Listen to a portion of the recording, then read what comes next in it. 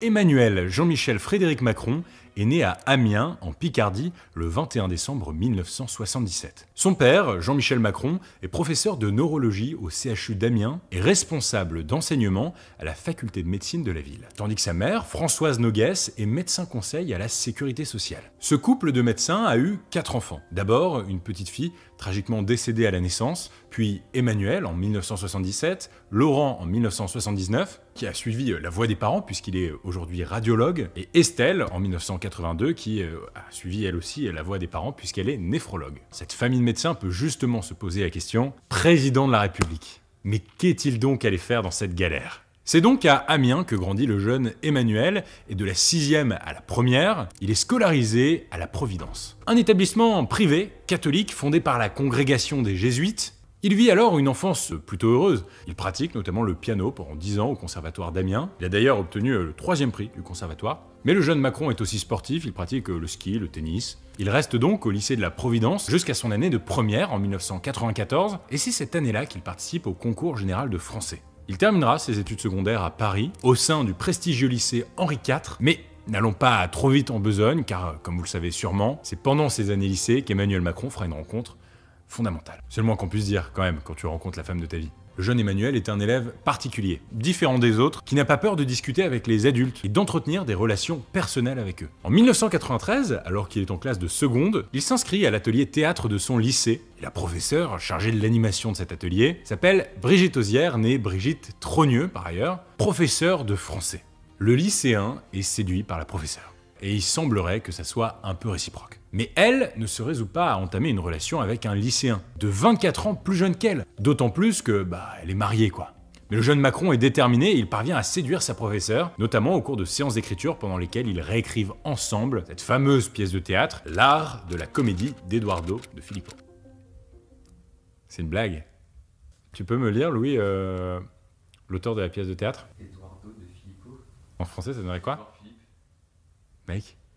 Mais voilà, les parents d'Emmanuel Macron veulent l'éloigner de sa prof pour le préserver de cette relation qu'ils pensent être impossible. C'est pourquoi ils décident d'envoyer leur fils à Paris, au lycée Henri IV, à la fin de sa classe de 1re. Et apparemment à l'époque, cette solution est mieux pour tout le monde, même pour Brigitte, qui l'incite d'ailleurs à rejoindre Henri IV.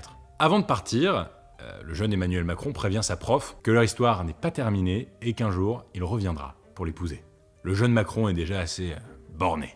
Désormais parisien, il empoche son bac S à Henri IV avec une mention très bien en 1995. Après son bac, il ne quitte pas l'établissement puisqu'il intègre la prépa littéraire Hippocagne-Cagnes avant d'échouer 2 fois le concours d'entrée hyper sélectif à l'école normale supérieure, l'ENS. Finalement, c'est en 1998 qu'il rejoint Sciences Po Paris dans la filière internationale avant de se réorienter en service public pour la 3e année.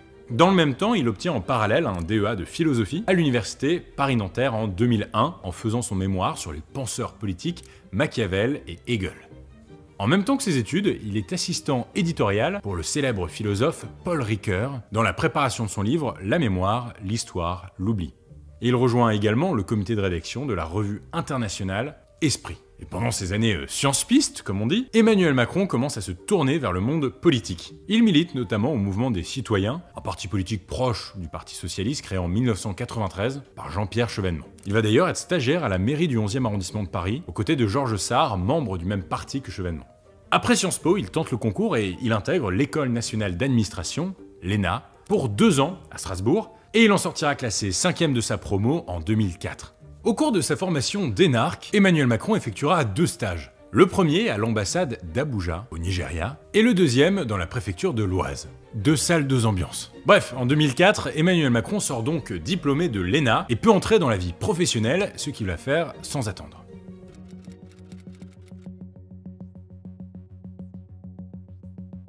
Tout juste énarque, Emmanuel Macron intègre le corps de l'Inspection générale des finances, l'IGF, et le directeur de cet organisme, Jean-Pierre Jouyet, le prend sous son aile. Emmanuel Macron est donc amené à travailler sur différents sujets comme la répression des fraudes ou encore la valorisation de la recherche. Par ailleurs, pendant ses vacances d'été, le jeune inspecteur des finances donne des cours à la PrEP ENA, un organisme privé destiné à préparer les futurs énarques. En 2006, alors qu'il est toujours inspecteur des finances, Laurence Parisot, la présidente du MEDEF, lui propose le poste de directeur général du MEDEF, qu'il refuse tout en restant proche de l'organisme. En 2006 toujours, Emmanuel Macron intègre officiellement les rangs du Parti socialiste. Il travaille aussi avec la Fondation Jean Jaurès. Il navigue donc entre l'inspection générale des finances et les plus hauts représentants de la gauche française. Et d'ailleurs, petit fun fact, c'est aussi en 2006 qu'Emmanuel Macron fait la rencontre de François Hollande.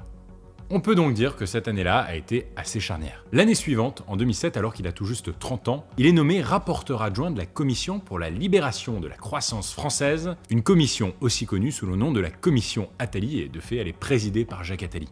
Et côté perso, c'est une année aussi importante car il épouse enfin Brigitte le 20 octobre au Touquet. Vive les mariés! D'ailleurs, à l'approche de la présidentielle de 2007, il est membre des GRAC. C'est un groupe qui milite pour une alliance entre Ségolène Royal et François Bayrou, et finalement il votera pour Ségolène Royal lors de cette élection. Et Nicolas Sarkozy sort vainqueur de la présidentielle. Bref, en 2008, peu après avoir été nommé co-rapporteur pour une autre commission, celle sur les métiers du droit, Emmanuel Macron décide de se mettre en disponibilité de la fonction publique. C'est-à-dire qu'il ne démissionne pas, mais se dit disponible pour aller travailler dans le privé.